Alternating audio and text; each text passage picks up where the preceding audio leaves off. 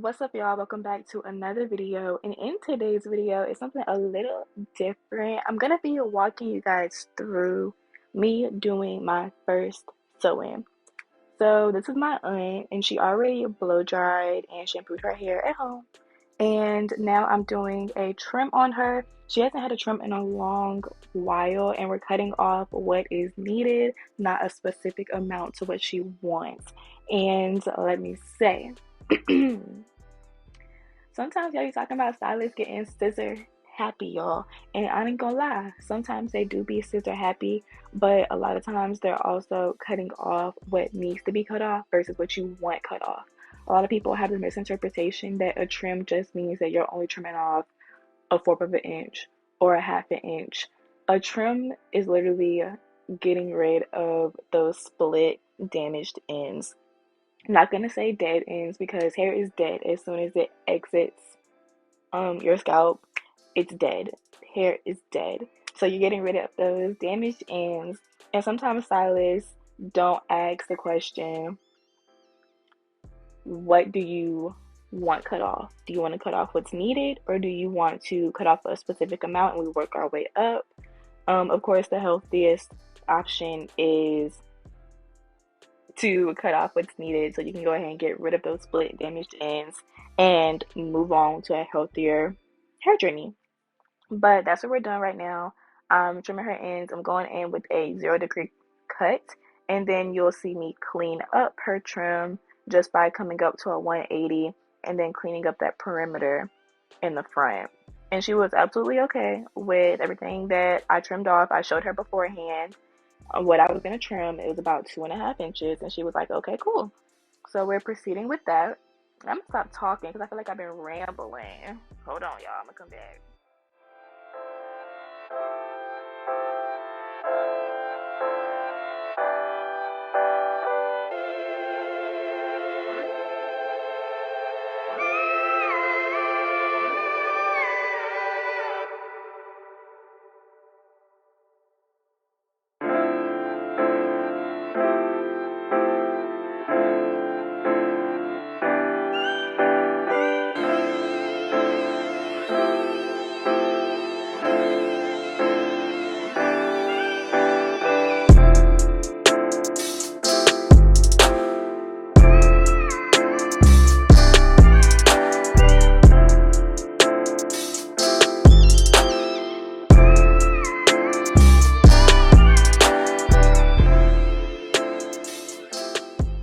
Okay, so now that I'm done with her trim, I'm gonna start her braid down.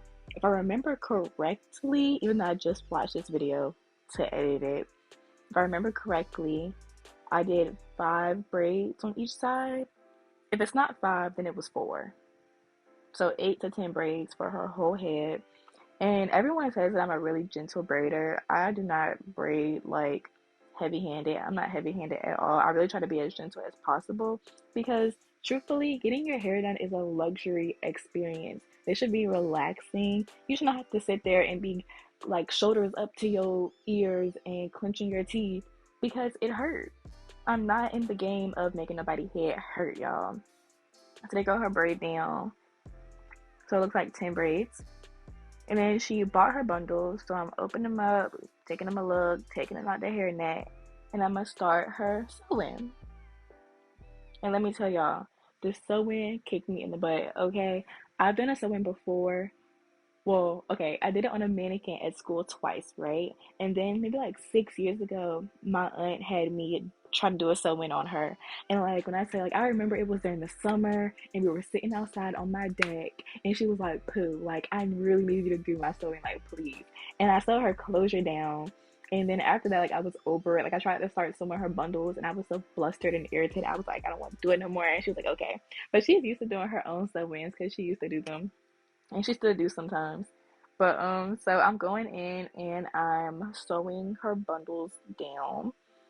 And I'm using the, like, what's it called, like double knot method, like every 2 to 4 stitches.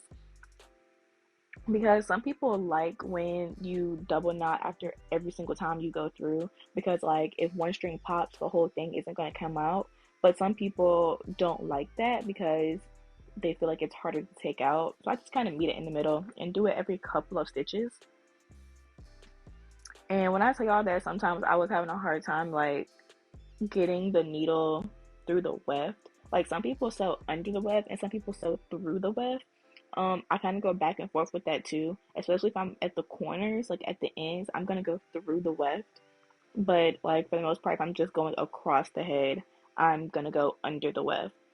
But I do sometimes, like when I get to the middle of the head, I'll go ahead and go through the weft again, just for that double security.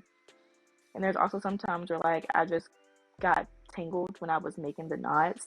And I ain't gonna lie, it was a little bit of a struggle, especially getting that closure on. You guys will see later that I put it on too high up. And it was lower. Like when I told her to hold it, it was lower. But like in the terms of me like getting to sew it on and stuff, it ended up shifting a bit. So it's too high up on her forehead. But here goes me sewing in real time. And I really do take my time, y'all. Like I kept asking her, like, am I hurting you? Like, am I poking you? And she was like, no. So like I really do take my time.